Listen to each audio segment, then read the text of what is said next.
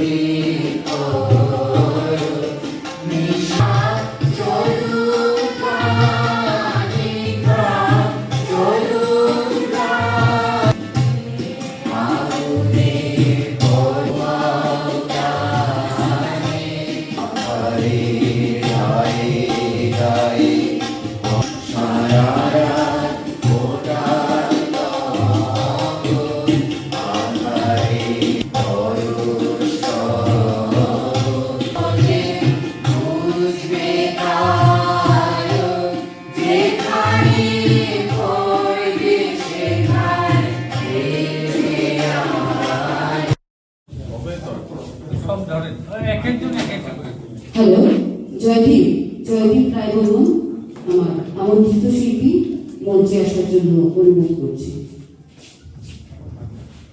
প্রদীপ প্রচলনের সঙ্গে উদ্বোধনী সঙ্গীত পরিবেশিত হবে। পরিবেশন করবেন সন্ধ্যা চক্রবর্তী ও তার সহযোগী শিল্পীরা।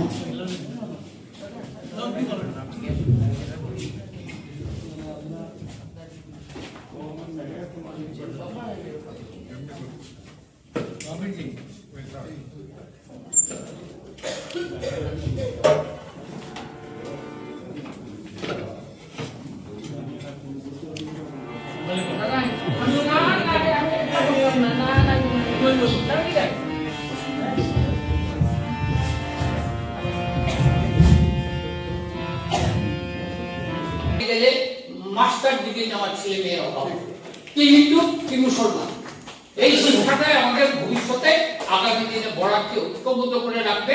আমাদের দেশে অনেক দুর্দিন চলছে, আমাদের অনেক সমস্যা আছে, সেই ইয়েতে আমার এই বিশ্বাস আছে বড়াক উপত্যকায় সাম্প্রদায়িক সম্প্রীতি কেউ ভঙ্গ করতে পারবে না।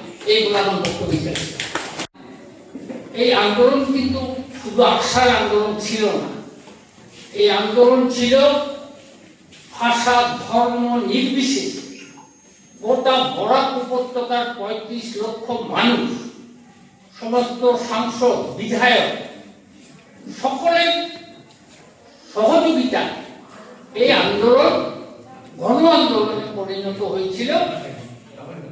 আকসা ছাত্রদের নিয়ে আন্দোলন করেছিল, কিন্তু সর্বস্তরের মানুষ এমনকি চা বাগানের শ্রমিকরা কেউ বাকি যায়নি।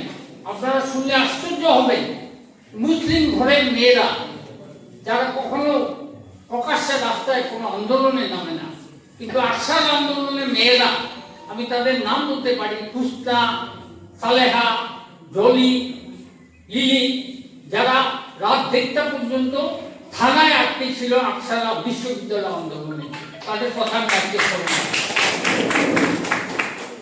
2, এই আন্দোলনে 1.5% দাবিদার সংবাদপত্র। আমার মনে আছে, আমি খুব আনন্দিত যে সেই সময়ের সাপ্তাহিক সাময়িক প্রসঙ্গ যেভাবে এই পত্রিকায় লেখালেখি করেছে, দৈনিক সোনার কাছা, ওয়াটিস থেকে প্রকাশিত দুটো সময় এবং সমস্ত পত্রপত্রিকা, সাংবাদিকরা নিজেরা আন্দোলনে অংশগ্রহণ করেছেন। আমি একজনের উপমা দিচ্ছি, বদরপুর ছিল রেলের জংশন, সেই জংশনে রেল আটকালে গোটা বরাক দিয়ে রেল বন্ধ হয়ে যেত। সেই আন্দোলনে তখনকার আসাম ট্রিবিউনের সাংবাদিক পান্তোষ বণিক নিজে পিকেটিং এ অংশগ্রহণ করেছে, ইনি আজকে উপস্থিত আছেন।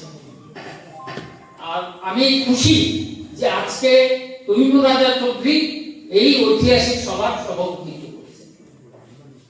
সাংবাদিকদের অবদান আমি কোনোদিনই ভুলতে পারবো না। বিশ্ববিদ্যালয় আনার পিছনে সাংবাদিকদের অবদান কিন্তু অর্ধেক শতাংশ।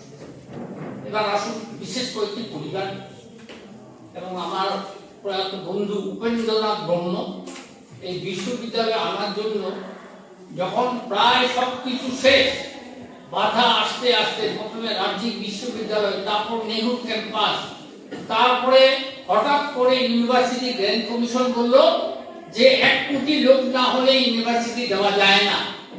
সেই সময় আমার বন্ধু উপেন্দ্রনাথ ব্রহ্ম, যারা বড় ছাত্র ইউনিয়নের নেতৃত্বে যে উপেন্দ্র ব্রহ্ম আন্দোলন করছিলেন ডিভাইড সব 50-50, তার সঙ্গে আমি বন্ধুত্ব করে সেই উপেন্দ্র ব্রহ্ম লিখিতভাবে যা বড়োল্যান্ড এলাকার 45 লক্ষ মানুষ আসাম বিশ্ববিদ্যালয়ে পড়াশোনা করবে লিখিত দিয়েছিল ইউনিভার্সিটি গ্র্যান্ড কমিশনের চেয়ারম্যানকে। তথাপি 1 কোটি পূরণ হয়নি। আমি ত্রিপুরায় ছুটে গেছি, নৃপেন চক্রবর্তী মুখ্যমন্ত্রী, উনি ত্রিপুরার 25 লক্ষ মানুষের সমর্থন দিয়েছিলেন। গেছি লালখান হাওলার কাছে, মিজোরামের মুখ্যমন্ত্রী, উনি 10 লক্ষ লোকের সমর্থন ইউজিসি কে জানিয়েছেন। সেই মিলিয়ে 1 কোটি হয়েছিল, যার পরে ইউনিভার্সিটি হওয়ার ক্ষেত্রে যে বাধাটা হয়েছিল সেই বাধাটা মানুষ বর্তমান প্রজন্ম জানে না। এটার দায়িত্ব ছিল আসাম বিশ্ববিদ্যালয়, কিন্তু সেই বিশ্ববিদ্যালয়ে 30 বছর কেন বইটা বের করলো না, এটা অজানা রহস্য। জনগণ নিশ্চয়ই বুঝতে পারছেন। এই অবস্থায় বিকাশ চক্রবর্তী সমস্ত জায়গায় ঘুরে পরিশ্রম করে অর্থের অভাবের মধ্যেও যে বইটা প্রকাশ করেছে, আমি ওনাকেও আন্তরিক অভিনন্দন জানাই। আসুন, আমরা যখন প্রথম আন্দোলন শুরু করি, আর তো তদানীন্তনকালে দেওয়ালে লেখা হতো তুলি দিয়ে। আমরা জানিগঞ্জে গিয়ে, আমাদের হাতে কোনো পয়সা ছিল না, কাছার কলেজে আমাদের ক্যান্টিনে ছিল অস্থায়ী অফিস, জানিগঞ্জে গিয়ে চুনের দোকানে একটি চুন সাহায্য চেয়ে নিয়েছি। তখন রেড অক্সাইড, ব্ল্যাক অক্সাইড দিয়ে দেওয়াল লিখন হতো, রঙের দোকানে গিয়ে রং সাহায্য নিয়েছি, সেই দিয়ে আমরা তুলি দিয়ে আমরা দাবির কথা লিখেছি। আমার মনে আছে ঘোর ব্রাদার পেনতলা, ওনার কাছ থেকে একটি কাগজ এনে প্রথম লিফলেটটা আমরা ছাপিয়েছিলাম। সুতরাং এই কষ্টের মধ্যে দিয়ে আমরা আন্দোলন করেছি। সেই ক্ষেত্রে আমরা প্রথম যখন 1983 15 মে আমাদের জন্ম হয়েছিল, ডিসেম্বরে আমরা ঠিক করলাম দিল্লি গিয়ে কেন্দ্রীয় শিক্ষা মন্ত্রীর সঙ্গে দেখা করবো। আমাদের হাতে কোনো পয়সা ছিল না। আমি তখন মহাবীর জৈন, ওনার সঙ্গে গিয়ে আমরা দেখা করি যে আমরা দিল্লি যেতে চাই, ট্রেনে টিকিট করেছি, কিন্তু কোথায় থাকবো, কি খাবো, কিভাবে আমরা দেখা করবো। উনি ওনার বড় ভাই নির্মল জৈন, যিনি অল ইন্ডিয়া জৈন সম্মেলনের প্রেসিডেন্ট ছিলেন, ওনার বাড়িতে আমাদের 12 জনকে জায়গা দিয়ে থাকা খাওয়ার ব্যবস্থা করে, গাড়ির ব্যবস্থা করে আমাদেরকে শিলাপুর তদানীন্তন কেন্দ্রীয় শিক্ষামন্ত্রী ছিলেন, উনি নিজে 5টা গাড়ি দিয়ে আমাদেরকে নিয়ে উনি শিক্ষামন্ত্রীর কাছে দেখা করে ডেপুটেশন দিয়েছেন। শিক্ষামন্ত্রী ওনাকে বলেন, আপনি ছাত্রদের সঙ্গে কেন এসেছেন? উনি বলেন, আমি এই বিশ্ববিদ্যালয়কে সাপোর্ট করি, আমি অল ইন্ডিয়া জৈন সম্মেলনের প্রেসিডেন্ট। তখন শিক্ষামন্ত্রী বলেছিলেন, আপনি একটা মেমোরান্ডাম দিন। উনি তখন মেমোরান্ডাম দিলেন। এই জৈন পরিবারের যে সহযোগিতা, ওই ঘটনা না, এরপরে বিভিন্ন সময়ে তখন যখনই মহাবিদ্যালয়ের কাছে গেছি, উনি উদার হতে আমাদের সাহায্য করেছেন। তাই আমি ওনাকেও কৃতজ্ঞতা জানাচ্ছি। এবং সেই সঙ্গে আমি আরেকটি পরিবার, যার কথা না বলে অন্যায় হবে, আমরা ইলোরা হোটেল ছিল আমাদের, যেখানে আজকে আমি সৌভাগ্য যে এই ইলোরা হোটেল এখানেই ছিল, এই মাটিতে টিনের ঘর ছিল। সেখানে আমার প্রিয় বন্ধু স্বর্গীয় রূপ চৌধুরী, উনি এবং ওনার পরিবারের, ওনার মা, ওনার স্ত্রী, প্রত্যেকে আমাদের আন্দোলন যেভাবে সহযোগিতা করেছে, এই পরিবারের প্রতি আমি কৃতজ্ঞ। এবং আমাদের অফিস ছিল শিলংপট্টি, এবং শিলংপট্টির উল্টো দিকে ওনাদের বাড়ি ছিল। আমার মনে আছে একদিনে বন ডেকেছিলাম, সারা রাত্র আমাদের মাইকিং হতো। সেই সময় ওনার স্ত্রী স্বর্ণালী চৌধুরী চা বানিয়ে এনে আমাদের অফিসে প্রত্যেককে চা খেয়েছিলেন। এইসব ঘটনাগুলো মানুষ যদি না জানে তাহলে অন্যায় হবে। যাই হোক, আমি আর বেশি বড় করবো না। বইটা যেহেতু বেরিয়ে গেছে, আমি আশা করব, আমি দাবি করব, আসাম বিশ্ববিদ্যালয় যেহেতু ব্যর্থ হয়েছে বইটা ছাপাতে, তাই আসাম বিশ্ববিদ্যালয়ের উচিত এই বিকাশ চক্রবর্তীর বইটাকে আনুষ্ঠানিকভাবে স্বীকৃতি দিয়ে বিশ্ববিদ্যালয়ে এই বইটাকে রিলিজ করব। এবং আমার বলতে লজ্জা হচ্ছে, পৃথিবীর সমস্ত বিশ্ববিদ্যালয়ে, আপনারা গুগলে সার্চ করে দেখবেন, সমস্ত বিশ্ববিদ্যালয়ে তার নিজস্ব ইতিহাস, কিভাবে বিশ্ববিদ্যালয় প্রতিষ্ঠা হয়েছে সেই ইতিহাস লেখা থাকে, এবং সেটা একটা বই হয়, এবং সেটা ফাউন্ডেশন কোর্সে পড়ানো হয়, 10-15 মার্কের থাকে। পৃথিবীর একমাত্র বিশ্ববিদ্যালয় আসাম বিশ্ববিদ্যালয়, যার কোনো নিজস্ব ইতিহাস নেই। এর চেয়ে লজ্জা আর কি হতে পারে? আসাম বিশ্ববিদ্যালয়ের কাছে আমি বলবো যে আপনারা ক্ষমা চান বরাকবাসীর কাছে। এটা বরাকবাসীকে অপমান করা হলো। বর্তমান প্রজন্ম অনেকেই জানে না যে বিশ্ববিদ্যালয় কি করে এসেছে। আপনারা দেখবেন ভাষা আন্দোলনের 1961 ভাষা আন্দোলনের পর 1980 দশকে এই ছাত্র আন্দোলন, বিশ্ববিদ্যালয় আন্দোলন হয়েছিল, তারপরে আর কোনো আন্দোলন নেই। আমি 61 ভাষা আন্দোলন থেকে আমার তখন ক্লাস 6-এ পড়ি, সেই বই পড়ে আমি যে প্রেরণা পেয়েছিলাম, সেই প্রেরণা থেকে আমি বিশ্ববিদ্যালয় আন্দোলনের নেতৃত্ব দিয়েছি। কিন্তু আমাদের আন্দোলন থেকে ভবিষ্যতে আজকে বড়কে কত সমস্যা, এই সমস্যা নিয়ে কোনো আন্দোলন নেই। তার কারণ কি? যুব সমাজ, ছাত্র সমাজ আজ অন্ধকারে, তারা জানে না বড়কের ইতিহাস, তারা জানে না ভাষা আন্দোলনের ইতিহাস, বিশ্ববিদ্যালয় আন্দোলনের ইতিহাস। যে কারণে আজকে বরাক উপত্যকায় কোনো আন্দোলন নেই। বরাক উপত্যকার মানুষ বঞ্চিত, লাঞ্ছিত সমস্ত দিকে। আমাদের 4 লক্ষ রেজিস্টার আনএমপ্লয়েড, একটি ছেলের চাকরি নেই, 5% চাকরি হয় না।